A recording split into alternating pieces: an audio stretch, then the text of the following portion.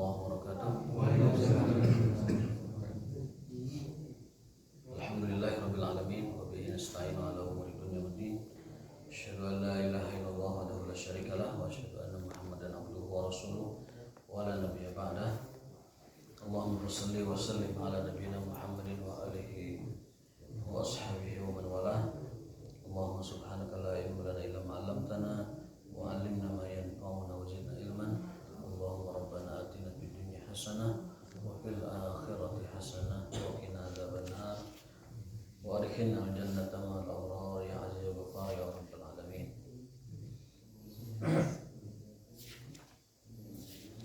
Bapak sekalian, jemaah salat subuh yang dimuliakan oleh Allah Subhanahu wa taala.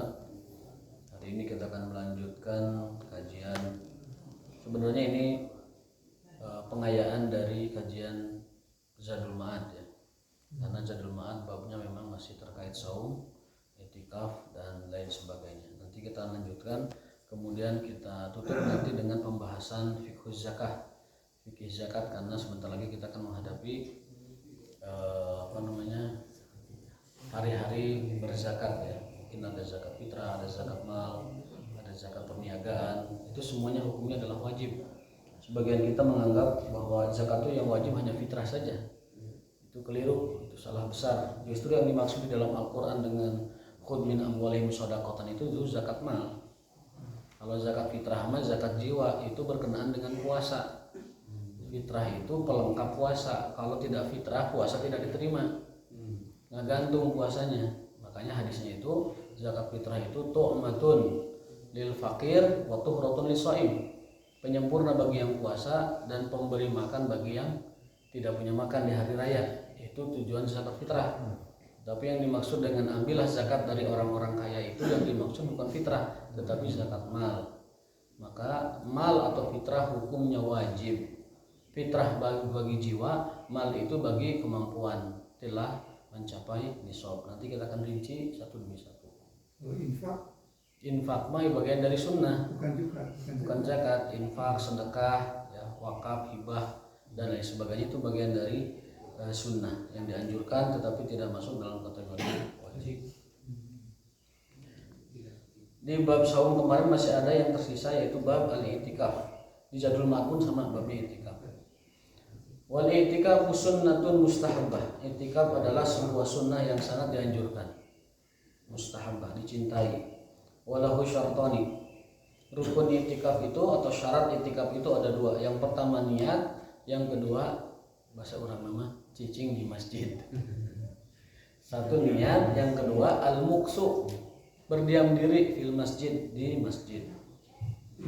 Jadi orang yang berdiam diri di masjid tapi tidak niat i'tikaf ya tidak dihitung i'tikaf.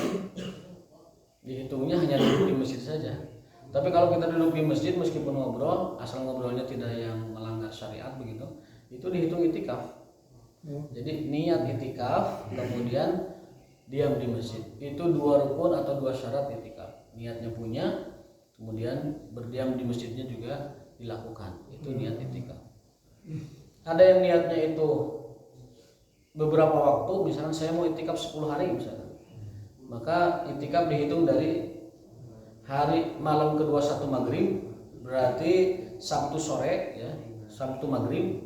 Bagi yang mau i'tikaf 10 hari penuh mengikuti sunnah Rasulullah SAW, dalam hadis itu beliau itu selalu setiap Ramadan itu tidak pernah tinggal i'tikaf, selalu i'tikaf 10 hari terakhir.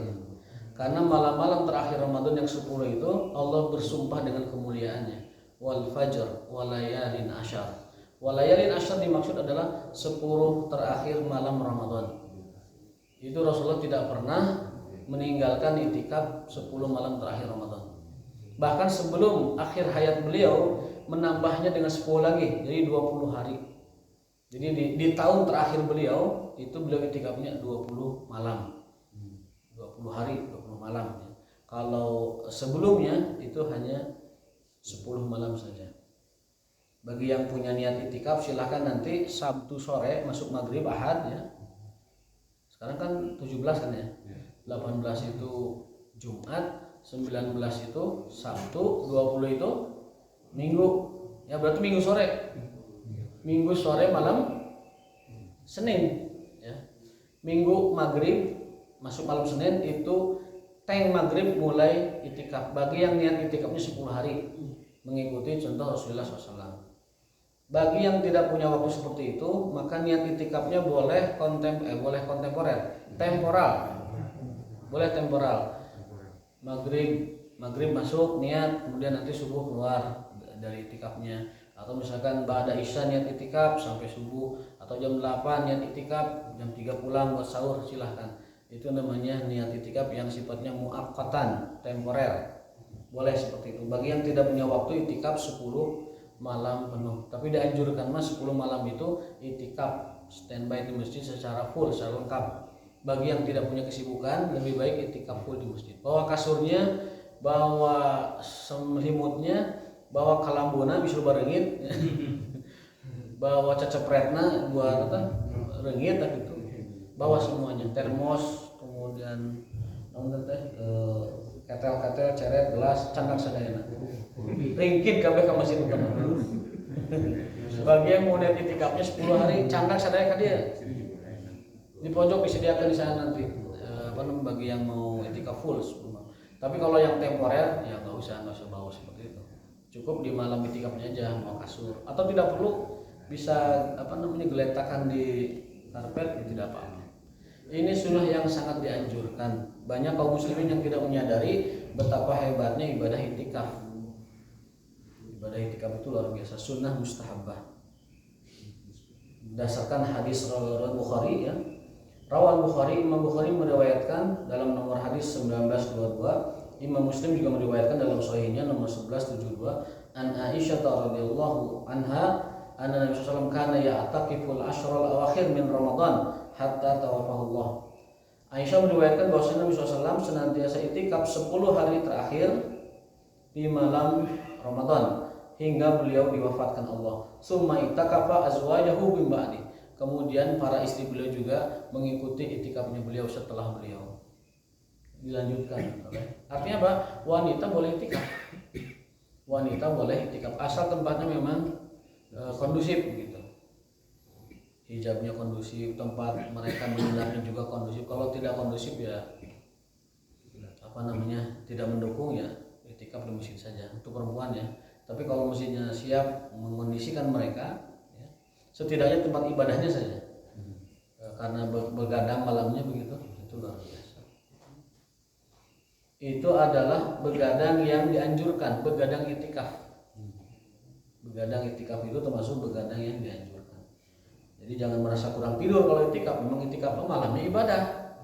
Aduh kurang tidur nih itikaf ya, jangan ngomong gitu. Karena itikaf memang menghabiskan malam dalam ibadah di malam Ramadan. Jadi jangan bilang itikaf kurang tidur, memang kurang tidur, tapi dalam rangka ibadah kepada Allah Subhanahu wa taala. Itu pengorbanan kita mencari dan meraih ridha Allah Subhanahu wa taala. Makanya syarat kesehatan diperlukan. Kalau orangnya sakit-sakitan atau tidak kuat dengan begadang malam, ya sebaiknya mungkin secara medis bisa dinilai ya sebaiknya tidak itikaf gitu. Tapi kalau dia fisiknya bagus, sehat, kemudian tidak masalah dengan begadang malam, atau hanya 10 terakhir saja, tidak setiap panjang tahun kan gitu, maka sebaiknya itikaf gitu. Itu yang itikaf 10 hari full, 10 malam terakhir full.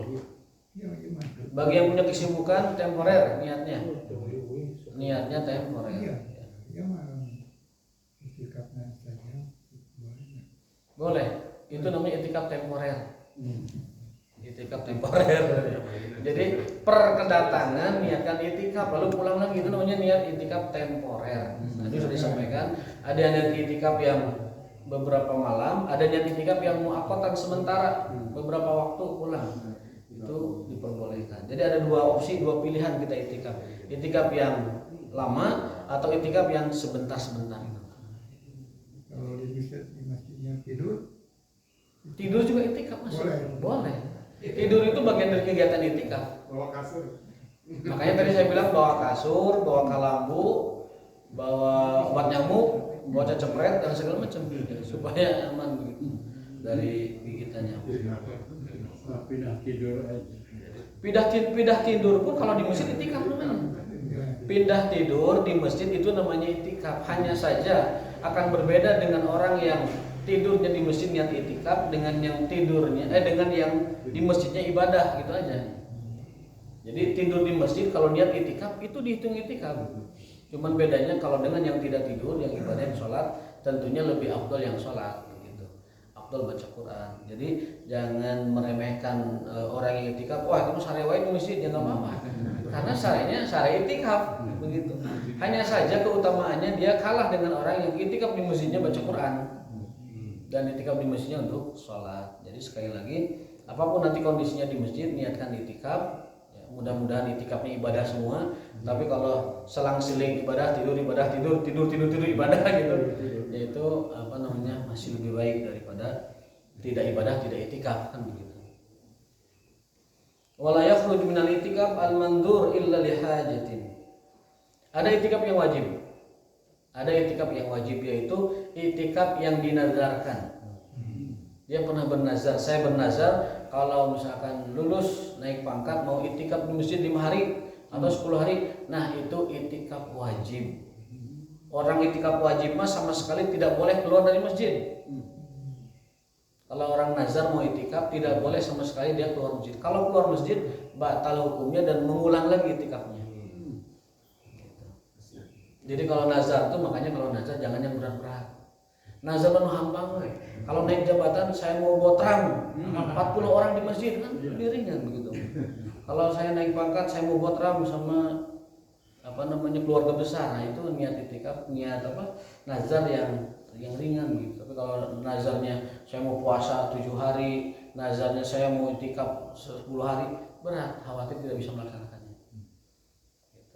Illa lihajatil insan au udrin min haidin au maradin la yumkinul maqam ma'hu ya. Itikaf itu boleh keluar masjid untuk lihajatil insan dalam rangka memenuhi kebutuhan manusia. Contohnya apa?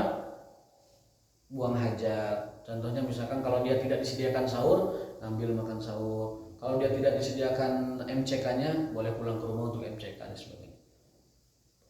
Tapi selama di masjid mengadakan, maka dia tidak boleh keluar dari masjid tersebut. Makannya di masjid, tidurnya di masjid, kemudian minumnya di masjid. Kalau ada toilet di masjid juga toiletnya. Maka mau itikaf yang full atau itikaf yang tadi temporer, silahkan ya.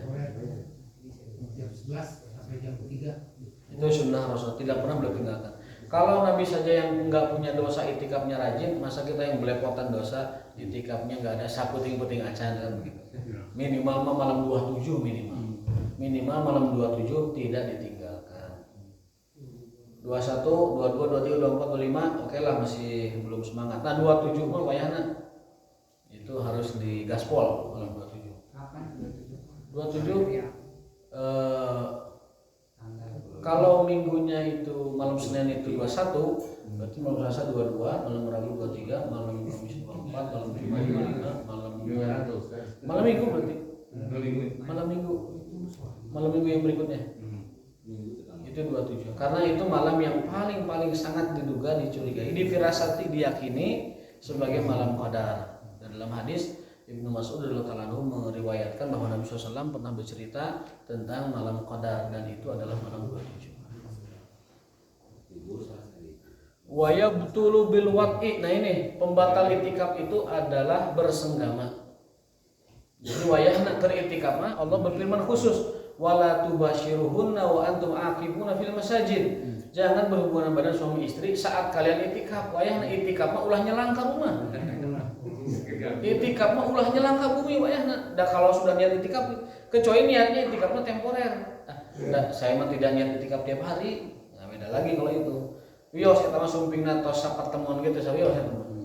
Memang niatnya itikaf full gitu. Tapi kalau yang niat itikaf full apabila dia berhubungan badan dengan pasangannya maka batal itikafnya. Berjima.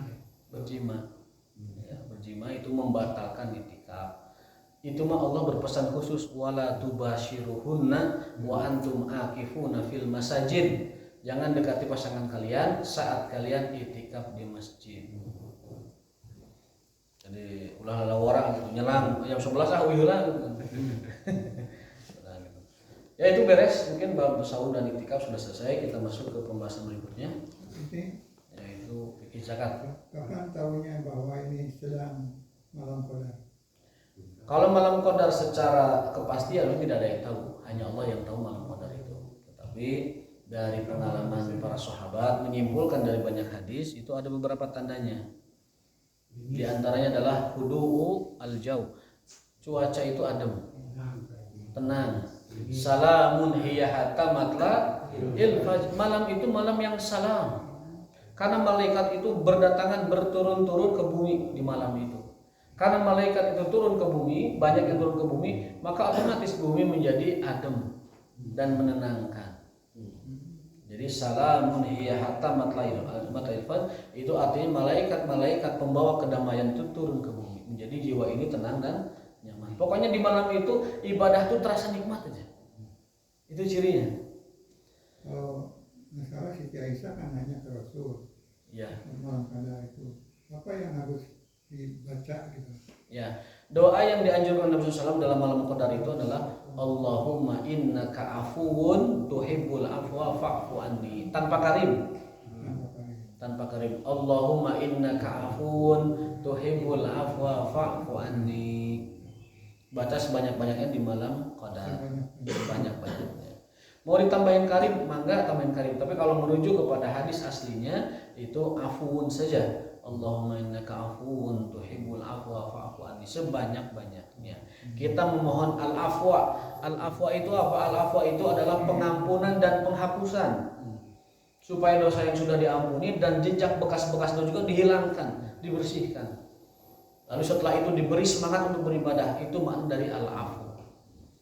Al-afwa itu adalah diberi semangat dalam beribadah kebaikan, juga dihapus dosa-dosa yang telah lalu. Itu doa di malam qadar. Yang kita yakini malam qadar, baca doa itu sebanyak-banyaknya. Nah, kemudian tanda yang lain malam qadar itu adalah dalam hadis pernah saya sampaikan pertemuan sebelumnya, itu biasanya malam qadar itu turun gerimis. Gerimis membuat dunia ini adem, sejuk. Saya pernah survei kecil-kecilan di malam qadar 27 waktu itu, kecil-kecilan, menghubungi beberapa kawan di berbagai wilayah gitu. Ya. Saya tanya, Ustaz di Sulawesi gimana? Saya di Bandung, dicek itu 5 orang saya cek itu. Di malam itu gerimis semua. Gitu. Gerimis semua. Ini survei, bisa subjektif, bisa juga karena sugesti alam. Tapi itu saya cek 5 teman di berbagai tempat itu malam itu gerimis. Karena di hadisnya Rasul pernah bersabda, uri itu Lailatul Qadar. Uri itu Lailatul Qadar. Aku diperlihatkan malam qadar. Dan aku melihat bahwa kening Rasulullah itu ada bekas pasir putih, bekas sujud di tanah basah gitu. Ada bekas sujud di tanah basah di kening Rasulullah SAW. Dan itu di malam 27. Jadi para ulama menyimpulkan dari hadis tersebut bahwa malam qadar itu biasanya malamnya itu gerimis. Jadi malam 27 mayoritasnya, kemudian malamnya gerimis, tenang dan adem, semangat ibadah ya. Kemudian sejuk, udaranya sejuk, kita tetap semangat lah. Lalu ada lagi tanda yang jelas-jelas kelihatan kalau sudah pagi, itu pagi harinya matahari tidak bersinar dengan dengan menyengat. Pagi hari malam qadar itu matahari tidak bersinar menyengat. Artinya hanya terang saja. Terang tetapi tidak menyengat. Kalau pagi hari matahari tidak menyengat, hanya terang saja, itu tanda terbesar dari malam qadar. Jadi matahari tidak sati'ah, tidak menyengat gitu, hanya bercahaya saja. Cuman orang kalau tahu setelah itu, waduh malam tadi kelewat ini. Malam tadi itu meyakinkan, menghibur kita, alhamdulillah tadi malam berarti kita mendapatkan malam qadar. Ya itu perlu dicari. Karena apa? Karena Rasul memerintahkan begitu. Kita nyari malam qadar itu bukan nyari apa-apa. Rasul memerintahkan begitu. Karena ya tahara itu apa? Ya tahara itu melihat-lihat, memeriksa, memperhatikan, mencari-cari. Ya. Tahara itu kalau bahasa kamus modern itu mendetek. Makanya detektif bahasa Arabnya mutahari. Mutahari itu detektif, pakai tak, mutahari detektif. Berarti kalau kita ini mutahari Lailatul Qadar, kita ini ibarat detektifnya Lailatul Qadar gitu. Mang kemana? Iya, abi detektif Qadar nih. Detektif Qadar, jadi meriksa melihat ini Qadar bukan. Nah, kita diperintahkan untuk menjadi detektif Lailatul Qadar. Karena Rasul memerintahkan begitu, karena ya taharrau Lailatul Qadar. Taharrau fi kada, cari deteksi, cari periksa di malam ini. Artinya kita menjalankan apa yang dianjurkan Rasulullah. Jadi kalau dia mau disebut pisan karena qadar teh, bukan sebut pisan. Nabi menyuruh begitu. Kan jelas kalau yang menyuruhnya siapa mah jelas. Jadi tidak lagi ada bahasa dirinya mengundang goimatul qadar gitu. Dibalas, dijawab. Nabi saya merintahkan begini. Gitu. Disuruh untuk mencari taharrau. Tapi para ulama tuh katanya jangan berpaku pada tanggal 27, kepung saja katanya. Ya, Maksudnya kepung tuh dari awal aja mestinya. ya. Betul, ulama itu menyuruh seluruh malam ganjil, tetapi mereka punya kesepakatan yang meyakinkan gitu. Kalau kita lihat pendapat, kan ada pendapat satu orang, dua orang. Kalau 27 itu pendapat jumhur, pendapat yang paling banyak. Kebanyakan sahabat meyakini 27, kebanyakan tabi'in meyakini 27. Para ulama, para fuqaha di berbagai mazhab juga meyakini 27. Makanya saya bilang tidak bisa memastikan malamnya, tetapi kebanyakan itu mereka mendeteknya itu di malam 27. Sekali lagi, kita mengejar malam qadar hanya karena perintah Allah, anjuran Allah, karena dalam malam yang lebih baik sebulan, juga atas petunjuk Rasulullah SAW untuk mendetek dan mencari malam qadar tersebut. Bukan hanya semata-mata pengen malam qadar, enggak, tapi kita sedang menjalankan sunnah Rasulullah SAW. Jangan menyepelekan apa yang dianjurkan oleh Nabi SAW. Saya kira cukup ya untuk Ramadan, mungkin waktunya ini. Karena besok saya izin ada acara ya di subuh di Turangga untuk terakhir ya untuk Ramadan. Kitab zakah sekarang adalah kitab zakat. Tajibuz zakatu fi khamsati asya. Zakat itu diwajibkan dalam 5 hal. Zakat itu wajib dalam 5 hal. Yang punya 5 hal ini zakati. Selain fitrah tentunya ya, selain fitrah. Yang pertama zakat peternakan. Yang punya peternakan silakan berzakat. Nanti aturannya kita baca. Yang kedua emas dan perak, artinya uang. Emas, perak atau uang itu yang kedua. Yang ketiga pertanian dan buah-buahan. Nanti pertanian apa yang dizakati tidak semua. Buah-buahan apa yang dizakati juga tidak semua. Yang kelima perdagangan. Jadi yang wajib kita zakati itu 5. 1 peternakan. Yang kedua emas dan perak termasuk uang. Yang ketiga pertanian dan buah-buahan. Yang keempat perdagangan. Yang kelimanya apa? 1, 2, 3, 4. Peternakan, emas dan perak, pertanian dan buah-buahan, dan perdagangan. Emas dan peraknya bagi dua. Jadi emas dan perak begitu. Emas dan perak bagi 2. Jadi 5 pasnya.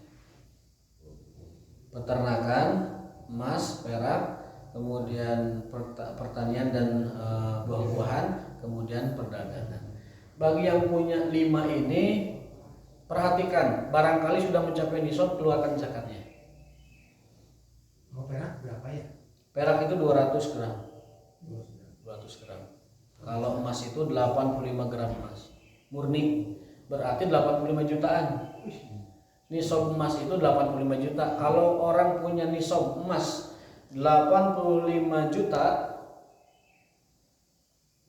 saldo dingin itu setelah dipotong pengeluaran, hutang terbayar di bulan itu, dan pengeluaran lainnya, ada di saldo kita uang bersih 85 juta, keluarkan zakatnya 2,5%. 2,5% kali 85 kurang lebih berapa? 2,5% kali 85 kira-kira 2 jutaan. Jadi dari 85 juta keluarkan zakat malnya 2 juta rupiah kurang lebih ya, saya itu kurang lebih ya. Ya, boleh lebih sedikit. Tapi kalau di saldo kita tidak ada uang dingin, uang ngendap, uang wedeh 85 juta, itu kita belum diwajibkan berzakat. Masih kategorinya fuqara wal masakin, miskin dan fakir kategorinya kalau kita belum punya saldo 85 gram emas murni atau 85 juta kurang lebih. Pokoknya lu saldo can sakitu tenanglah. Kemudian kenapa? Karena orang yang punya nisab tidak berzakat Allah ancam dengan disetrika punggung dan badannya di neraka. Yaumatu wajibahum, hari di mana kening dan badan mereka disetrika. Wa dhuhurhum, punggung mereka disetrika. Wa junubuhum, perut mereka disetrika. Badannya disetrika, ganti kulit hancur, ganti lagi hancur, ganti lagi. Kenapa? Fadhuqul adzaba bima kuntum taknizun. Rasakanlah azab kami kata Allah atas apa yang kalian kumpulkan dan kalian tidak keluarkan zakatnya. Belum lagi ancaman Nabi, orang yang punya nisab zakat tidak dikeluarkan kewajibannya, maka itu harta zakat akan merusak seluruh hartanya. Baik dirusak dengan sakit, dirusak dengan kebangkrutan, dirusak dengan kehancuran keluarganya, dirusak dengan segala macam kemadharatan dan kebalaan. Gara-gara tadi Nabi bersabda, tidak akan pernah berkumpul harta zakat dan nisabnya kecuali akan menghancurkannya. Jadi kalau ada kewajiban zakat tidak dikeluarkan, itu akan menghancurkan seluruh harta kita. Karena harta zakat itu penyakit. Dan kalau harta yang nggak dipakai mah nggak dipakai, yang dipakai gitu. Harta dasar yang dipakai nggak ada zakatnya. Nanti kita akan nyampe ke sana. Harta yang dipakai, harta dasar itu tidak ada zakatnya. Peternakan, emas perak, pertanian dan buah-buahan, kemudian perdagangan. Untuk peternakan yang wajib dizakati itu adalah hanya 3, onta, sapi dan kambing. Onta, sapi dan kambing. Hayam teu aya zakatna, kuda teu aya zakatna, munding masuk sapi nggak munding? Masuk ya? Munding masuk sapi ada zakatnya. Manuk teu aya zakatnya. Anu hiu manuk teu aya zakatnya. Paling yang punya manuk itu masuknya zakat mal. Karena manuk di zaman sekarang itu punya harga mahal harganya. Mungkin dari situ ya. Jadi masuknya kepada zakat kepemilikan, bukan zakat dari hewan tersebut. Kalau mas kawin, Kalau kambing batu kerbau itu enggak ada. mas kawin, Mas kawin tidak ada zakatnya. walaupun 100 gram biasanya. Walaupun 1 gram nanti kalau dia dipakai 100 gram itu tidak ada zakatnya. Tapi kalau dia disimpan jadi perhiasan ada zakatnya. 2,5% dari 100. Dianggurin. Ya. 2,5% itu bukan dari selisih 85 gram ke 100 bukan, tapi dari 100 itu. Ada yang salah paham mengira bahwa yang namanya kewajiban zakat itu dari selisih nisab kepada jumlah yang dia miliki, bukan. Yang namanya zakat itu diambil dari keseluruhan yang dia punya. Jadi persentasenya lebih besar, 2,5% dari 100 gram berarti, bukan 2,5% dari 15 gram selisihnya itu. Banyak orang yang salah memahami, disangkanya dari nisab. Yang kedua, yang banyak salah dipahami juga adalah ada yang mengira bahwa zakat mal itu sekali seumur hidup, juga salah. Zakat mal itu adalah kewajiban berkenaan dengan harta. Selama harta itu masih nisab, maka sampai kapanpun dia terkena zakat. Bukan sekali, tapi setiap tahun, setiap haul dia kena 2,5%. Bukan sekali seumur hidup beres setelah itu. Itu adalah kesalahan di dalam memahami tentang bab kewajiban berzakat. Nah, syarat wajibnya zakat bagi seorang muslim adalah yang pertama dia muslim, yang kedua merdeka, bukan budak sahaya, karena budak sahaya itu hartanya adalah milik majikannya, kebebasannya juga milik majikannya, maka budak tidak wajib zakat. Berarti syarat yang kedua itu merdeka. Satu muslim, yang kedua merdeka, yang ketiga milkut tam, kepemilikannya sempurna. Kepemilikannya sempurna. Orang tidak punya kewajiban bayaran zakat batur. Kalau ayah kebun, baiklah dia saya zakati, enggak bisa. Kebun batur. Kemudian ayah aset orang lain, dan saya bayar asetnya, tidak wajib. Jadi kepemilikan orang lain tidak dizakati oleh orang lain. Jadi kepemilikannya sempurna, bukan sengketa, bukan juga milik yang tidak jelas, tapi sempurna kepemilikannya. Syarat yang ketiga adalah mencapai nisab. Syarat keempat adalah haul, setahun hijriah. Kalau punya nisab tapi belum setahun, sabar, antosan heula dugi setahun haulna nembe keluarkan. Misalkan ketika kita berdagang di tengah perjalanan kita berbisnis, kita sudah mencapai nisab, tunggu dulu, sabar, tunggu 1 haul, 1 tahun hijriah. Kebanyakan di Indonesia haulnya itu dihitung Ramadan kebanyakan. Tapi sebenarnya tidak mesti Ramadan, ada yang dari Muharram ke Muharram, ada yang dari Rajab ke Rajab. Tapi karena ramainya Ramadan, itu biasanya haul di kita itu per 1 tahun hijriahnya Ramadan. Jadi itu 4 syarat wajibnya zakat. 1, kita muslim, yang kedua kita orang merdeka bukan budak, yang ketiga milik sendiri, yang keempat nisab, yang kelima haul. Itu syarat wajibnya zakat.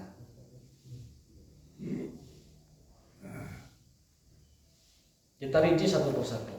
Untuk peternakan tadi hanya 3 yang diwajibkan.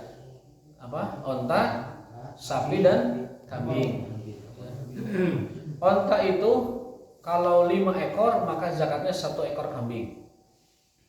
Sapi itu kalau 30 sapi maka zakatnya 1 ekor sapi yang masih umur setahun. Kalau kambing 40 ekor kambing nisabnya, zakatnya 1 ekor kambing.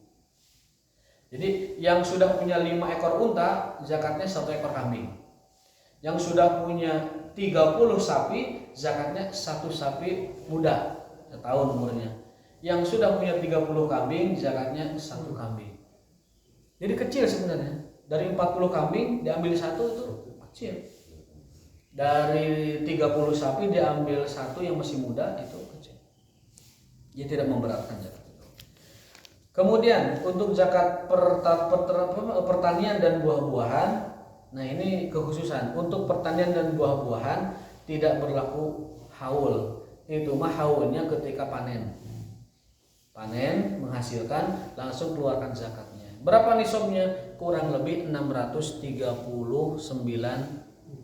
kilogram. Nah, zakatnya itu 10% kalau disirami oleh hujan dan 5% kalau disirami oleh sendiri. Kenapa? Karena dia sudah mengeluarkan modal untuk pertaniannya, sehingga zakatnya pun sedikit karena sudah diambil untuk pertanian. Untuk buah-buahan wajib zakat itu hanya 2, kurma dan anggur. Kurma dan anggur. Anggur pun anggur yang bisa diawetkan, anggur yang dijadikan kismis, al-kurm. Ya. Kita menyebut kurma itu kan untuk kurma yang kita makan biasa. Dalam bahasa Arab, kurm atau kurma itu maksudnya adalah kismis, anggur yang sudah dikeringkan. Itu perbedaan istilah Indonesia dengan Arab. Indonesia menyerap bahasa kurma untuk sesuatu yang bukan kurma. Karena kurma itu bahasa Arabnya tumur atau tamar. Sementara kurma itu bahasa Arab untuk anggur yang dikeringkan, namanya kismis. Zabib dalam bahasa Arab. Nah, jadi buah-buahan selain kurma dan anggur kering tidak ada zakatnya. Berarti mangga tidak ada zakatnya, apel tidak ada zakatnya, semangka tidak ada zakatnya. Kemudian buah-buahan lain tidak ada zakatnya. Nanti kalau dia berbisnis buah-buahan, zakatnya bukan dari buah itu, tapi dari perniagaannya. Zakatnya dari bisnisnya, dari usahanya, bukan dari buah-buahnya. Kalau dari buah-buahannya itu hanya anggur dan kurma kering. Itu zakat buah-buahan. Jadi pertanian sudah, buah-buahan sudah, peternakan sudah. Ya. Kemudian apa yang belum tadi? Perdagangan. Perdagangan itu adalah sama dengan zakat mal. Kalau sudah mencapai nisab 85 juta, hasil dagang kita menghasilkan 85 juta, keuntungannya setelah dibayar hutang, dipotong bayar hutang yang bulan itu terbayar, kemudian dipotong pengeluaran dan operasional, masih ada saldo sisa 85 juta dari bisnis kita, keluarkan zakatnya 2,5%. Walaupun tidak mencapai haul. Mencapai haul. Seluruh zakat itu wajib haul kecuali apa? Pertanian. itu haulnya pas panen. Dan zakat harta karun, karena itu tidak mengenal haul, ditemukan harta karun, keluarkan zakatnya 20%. Kalau tambang itu hanya 5%. Atau 2,5 al-usyru ya. 2,5% kalau tambangan itu. Tapi kalau harta karun itu lebih besar zakatnya karena dia harta temuan tanpa modal, maka zakatnya 20%. Nah, itu pertanyaan sudah, buah-buahan asal sudah. Kemudian zakat perniagaan. Zakat perniagaan sama dengan zakat mal. Jadi kalau kita dagang sudah punya untung, setahun kita untung 85 juta bersih, keluarkan 2,5%. Bagi yang punya usaha. Yang tidak punya usaha ya tidak apa-apa ya. Ustaz, kalau misalnya project 3 bulan, Ya. tapi profitnya melebihi dari besoknya misalnya, keluarin nggak? Dihitung 1 tahun. Walaupun berarti kalau 3 bulan nggak dihitung zakat. Nggak dihitung zakat. Karena syarat zakat perniagaan itu Nanti kalau misalnya lawannya motor lagi itu kan jadi kepake lagi. nggak apa-apa. Tapi nggak usah dikeluarin Nggak zakat. gitu kan. Kan memang yang bersangkutan memang kan berbisnis dalam proyek itu kan. Bisa jadi setahun itu kan 5 proyek. Bisa jadi setahun itu 3 proyek ya kan. Nah nanti zakat perniagaannya itu adalah 1 tahun dia dihitung semua proyeknya menghasilkan berapa. Jika ada nisab 85 gram emas murni atau 85 juta bersih, keluarkan 2,5%. Jadi hitungnya haul tetap berlaku. Jadi tidak per proyek dizakatin, tidak. Kalau mau sedekah silakan ya, mau sedekah silakan. Tapi yang Allah ambil atas nama zakat itu adalah siapapun yang mengerjakan perniagaan, Allah ambil zakatnya itu adalah manakala sudah 1 tahun haul dan mencapai nisabnya. Kalau zakat profesi itu tidak ada berarti ya? Zakat profesi sebenarnya beda pendapat para ulama, tetapi saya lebih cenderung kepada tidak ada. Tidak ada zakat profesi. Tidak ada zakat profesi. Kalau mau mengeluarkan sedekah silahkan. Silahkan. Karena zakat profesi tidak nyantol kemana-mana itu. Kalau dikaitkan dengan yang tadi kita bahas 5 hal yang diwajibkan zakat, profesi itu nggak masuk. Nanti ditarik dari mana? Zakat profesi nanti bisa diambil dari zakat mal, sama aja ketemunya.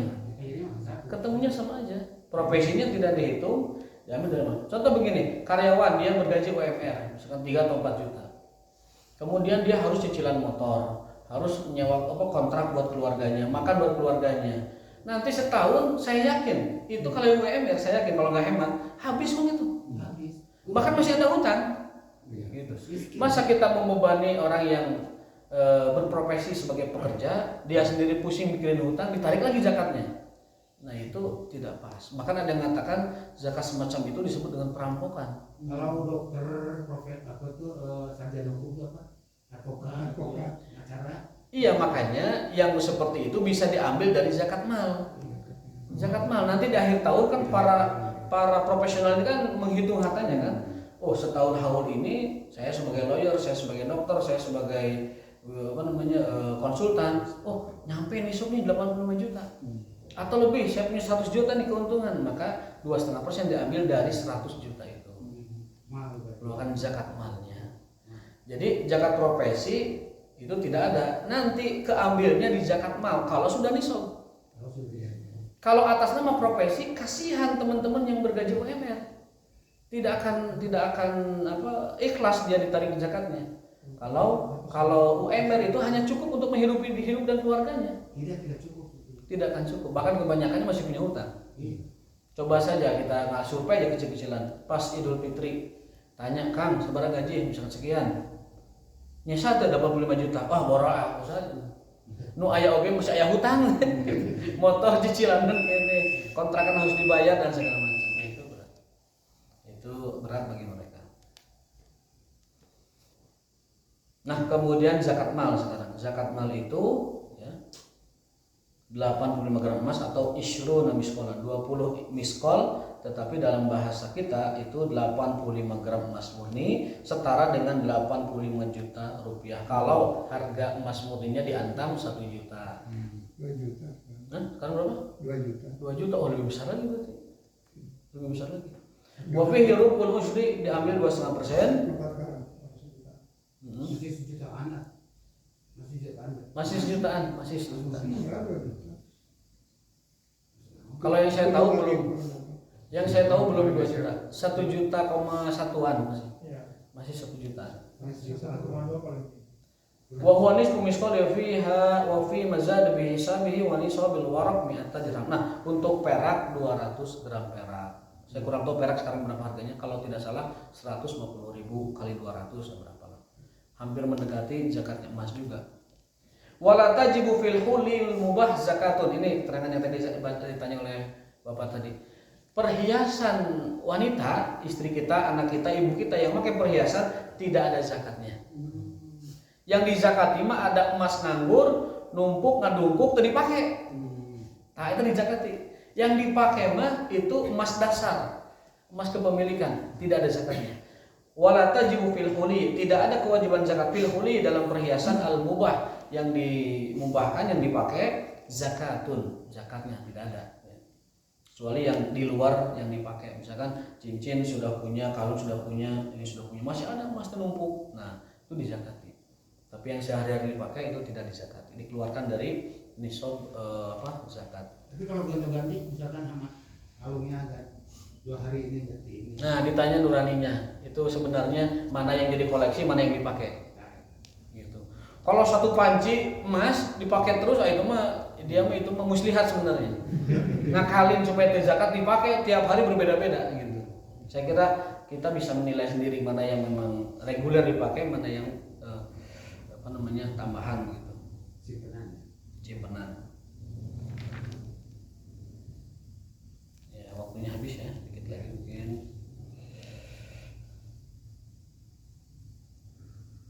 Ya untuk zakat fitrah ini syaratnya cuma 3 zakat fitrah itu. Kewajiban fitrah itu bagi 3 orang. 1 muslim, yang kedua masih hidup sampai akhir Ramadan dan sebelum sholat Idul Fitri. Yang ketiga dia punya berasnya, punya bekalnya yang melebihi dari kebutuhan dia dan keluarganya di hari itu. Jadi atas siapa zakat fitrah diwajibkan? 1 sebagai seorang muslim yang pertama. Yang kedua dia hidup sampai akhir Ramadan. Sebelum Idul Fitri dia masih hidup, maka wajib zakat fitrah. Kalau meninggal setelah sholat akhir raya tidak ada fitrah. Tapi kalau meninggal di akhir Ramadan dia masih kena wajib fitrah. Termasuk janin yang di dalam kandungan. Kalau sudah 120 hari, sudah bergerak, sudah punya ruh, punya nyawa, wajib dizakati. Yang ketiga, dia punya kelebihan bahan pokok beras dari kebutuhan keluarga dan dirinya di hari itu. Artinya orang miskin, orang fakir yang hari itu nggak punya beras, untuk dia dan keluarganya tidak wajib zakat fitrah. Gitu. Tapi kalau dia punya hari itu untuk makan, dia dan keluarganya masih ada beras yang cukup untuk fitrah, wajib fitrah. Meskipun dia miskin, tapi punya bekal hari itu dizakati. Gitu. Wa yuzaki an nafsihi wa amman talzamahu nafaqatuhu minal muslimin. Yang terakhir, mohon maaf sedikit saja. Yang terakhir, siapa orang yang tidak boleh menerima zakat? Karena mustahik asnaf itu sudah pernah kita bahas dulu ya. Yaitu orang fakir, orang miskin, amilin, mu'alaf, kemudian orang yang dililit hutang, kemudian orang yang budak sahaya mau merdeka, orang yang fisabilillah ya, yang bergerak di memperjuangkan agama, kemudian orang yang dalam perjalanan. Itu adalah para mustahik dan penerima zakat mal ya. Dan juga zakat fitrah hasabnya sama. Kemudian ada 5 orang yang tidak boleh diberikan zakat. Yang pertama orang kaya, baik kaya karena kepemilikan yang dia terima atau kaya karena usaha, itu tidak menerima zakat. Yang kedua, budak sahaya juga tidak boleh menerima zakat karena nafkah dia atas kewajiban majikannya, tuannya. Yang ketiga, keturunan Bani Hashim dan Bani Muthalib, keturunan Nabi, kerabat-kerabat keluarga Nabi tidak boleh menerima zakat. Sedekahnya tidak boleh, apalagi zakat. Dalilnya adalah hadis Rasulullah, inna hadis sedekah, sesungguhnya sedekah ini, zakat ini, inna mahya ausakunas, adalah kotoran-kotoran manusia. Zakat itu kotoran manusia. Maka Bani Hashim, Bani Muthalib tidak boleh menerima itu. Zakat sedekah itu kotoran manusia. Artinya apa? Harta kotor yang harus dikeluarkan. Kalau tidak jadi balai buat dia. maka para keturunan Rasulullah SAW, Bani Muthalib, Bani Hashim tidak boleh menerima zakat dan sedekah. Innaha la tahillu li Muhammadin wa la li ali Muhammad. Karena zakat sedekah itu kotoran manusia, maka keturunan Muhammad dan keluarga Muhammad tidak boleh menerimanya. Itu larangan dari Rasulullah SAW dalam hadis sahih riwayat Imam Muslim. Ya, maka mereka tidak boleh menerima sedekah. Kalau boleh hanya hadiah saja. Para keturunan Nabi, zuriat Nabi hanya boleh menerima hadiah, tidak boleh menerima sedekah atau menerima zakat. Yang keempat yang tidak boleh menerima zakat adalah al-kafir, orang kafir. Nah, nanti panitia zakat kan mengumpulkan tuh fitrah, zakat mal dikumpulkan semua tuh. Nah, orang kafir tidak boleh dapat kecuali orang kafir yang mu'allafah, diharapkan kalau dikasih zakat masuk Islam. Atau orang Islam baru masuk Islam, butuh dikuatkan nih dananya, topang oleh zakat. Pak, ini ada bantuan dari zakat. Itu jadi Islamnya tambah kuat, mu'alafnya tambah semangat gitu. Yang terakhir, yang kelima tidak boleh menerima zakat adalah waman talzamu muzakkin nafaqatuh. Orang-orang yang berada dalam tanggungan kita tidak boleh menerima zakat. Anak nggak boleh menerima zakat, orang tua nggak boleh menerima zakat. Orang-orang yang kita tanggung di rumah tidak boleh menerima zakat. Kenapa? Karena mereka mah wajibnya dapat apa? Tunjangan. Wajibnya dapat tanggungan, bukan zakat. Nah, orang-orang seperti itu tidak boleh diberikan zakat. Seperti pembantu. Pembantu kalau dia tanggungan kita nggak boleh menerima zakat. Tapi kalau bukan tanggungan, dia digaji profesional begitu, boleh menerima. Tapi kalau dia masuk tanggungan kita itu tidak boleh. Kesimpulannya, setiap orang yang berada dalam pembiayaan kita tidak menerima zakat. Karena kewajiban tanggungan. Kalau karyawan Basnas, Amil dapat. Nanti presentasinya ulama menyarankan minimal 3 asnaf itu kena. Fakir, miskin, dan amil, minimal itu. Kalau mau sempurna 8 asnaf dibagi rata 1/8 semuanya silahkan. Mau diproyeksikan mayoritas ke ini silakan. Tapi yang penting 3 asnaf harus terpenuhi. Fakir, miskin, dan amilin. Itu yang paling prioritas. Ya. Kalau badan melihat bahwa ini semua kita bisa akomodir, lebih afdol. Bisa dibagi rata lebih afdol kalau mencukupi dana zakatnya. Wallahu ta'ala bishawab wa taufiq billah. Mohon maaf atas kelambatan tambahan waktunya, mudah-mudahan bermanfaat. Rabbana atina fid dunya hasanah wa fil akhirati hasanah. Assalamualaikum warahmatullahi wabarakatuh.